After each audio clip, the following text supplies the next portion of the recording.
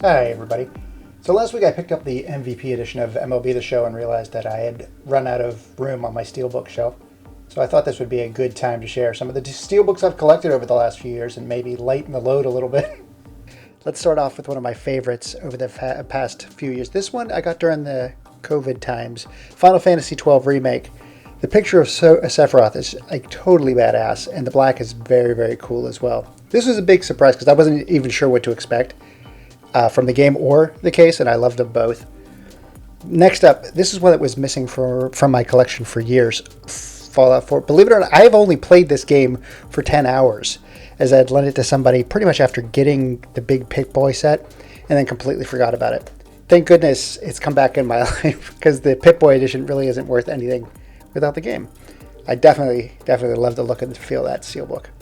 Doom Eternal was another game I've purchased during the pandemic. However, unlike Fallout, I've played this with a completion, as did my daughter, multiple times. The cover is just about as awesome as anything you could expect, with bosses and enemies. Look at them, standing in front of you. Shoot, this makes me want to play it again. Hey, I better cut this out. I may get to like it. Hell has never looked so good.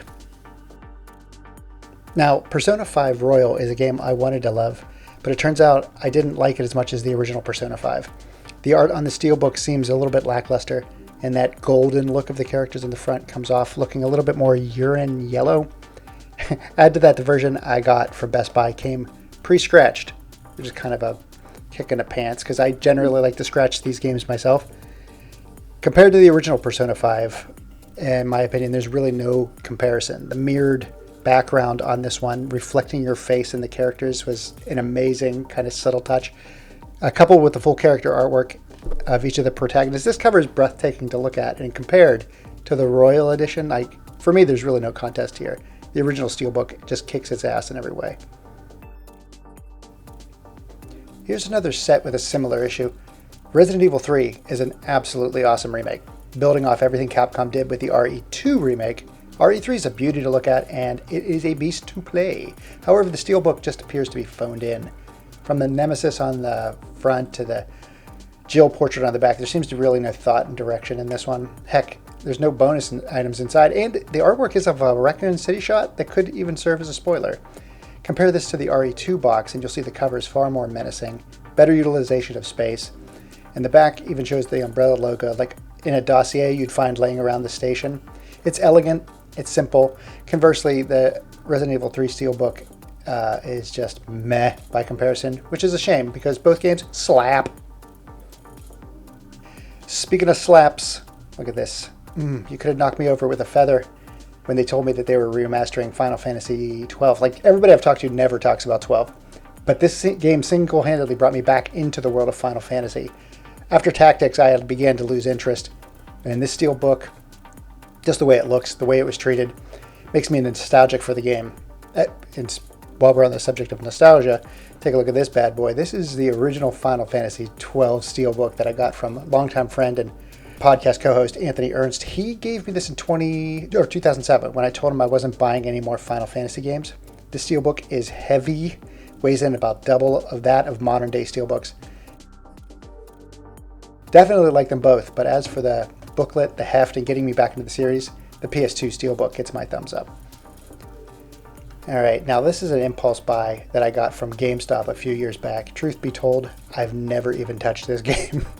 I played the first one for about 40 hours, but this one, as you'll see, hasn't even been removed from the spindle.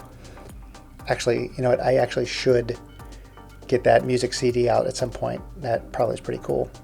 As for another impulse, this colorful character is a pre-order promotion from Best Buy, and while I never got into Far Cry 5 as much as 3 or 4, this is a nice little addition, just strictly for the goofiness of that stained glass artwork. And look at that little pup. Yeah, this is really nice looking, very colorful. Oh, Uncharted 4. I remember unboxing you all those years ago.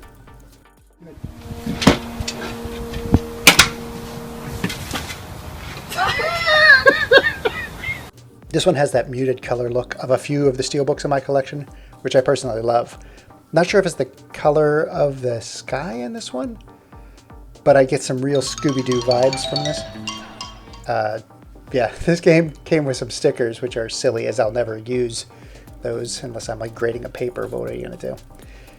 And on to another first-party Sony title. This is the Horizon Zero Dawn Steelbook, which is elegant as F. The colors and the illustration really resonate with me, but the symbol's a little larger on the back than it needs to be. Should be a little small, little like the umbrella logo, like the one on the RE2 Steelbook. Aside from that, this one's lovely to look at.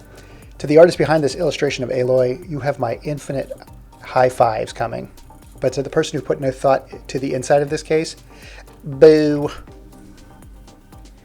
Oh man, this is where it gets magical. On to my favorite Steelbook games. This is the Last Guardian Steelbook, which makes me kind of happy just holding it. I didn't even think it was ever going to come out. And to have it in my hands is just an amazing gift. While the inside's a little sparse, the choice of using the Guardian feathers is a really nice touch. Making it like the Guardian is watching over your disc while it's not in play. I think that was pretty neat. But aside from that, just the outside of the case, it feels really nice. Doubling up here, this is Blue Point's spectacular rendition of the Shadow of the Colossus. Comes in a cardboard sleeve and is just gorgeous. The artwork here is interesting. I'm not sure what that 3 is on the back. Could have to do with the version of the game. But here on the front, you'll see the little small text writing on the front. Inside, there's some postcards and a map and funny enough, even tinier stickers, which is ridiculous. Having to choose between these two Steelbooks is kind of an impossible task. So I'm just going to give them both a thumbs up. There you go.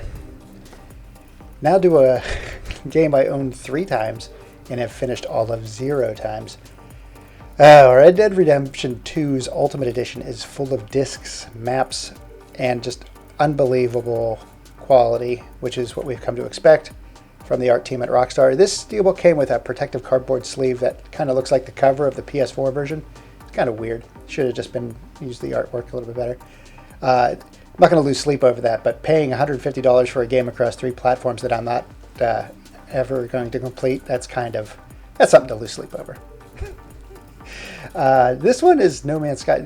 I mean, everybody knows the story of No Man's Sky. It was a disaster at launch, overpromised, underdelivered. But the group at Hello Games really went above and beyond in making up for that. I purchased this from Amazon, and it came pre-dinged, like my Persona cover, but I didn't want to risk returning it as the launch was kind of a mess anyhow. Hello Games definitely redeemed themselves, but like the developers, this title is a little worse for wear, but it's definitely withstood the test of time and made something extremely beautiful that I'm proud to have in my collection. Excellent job, Hello Games. This one's a beauty. Boop. All right, now on to some big guns. This is Dragon's Crown Pro. It came with some of the most ornate and detailed artwork I've ever seen.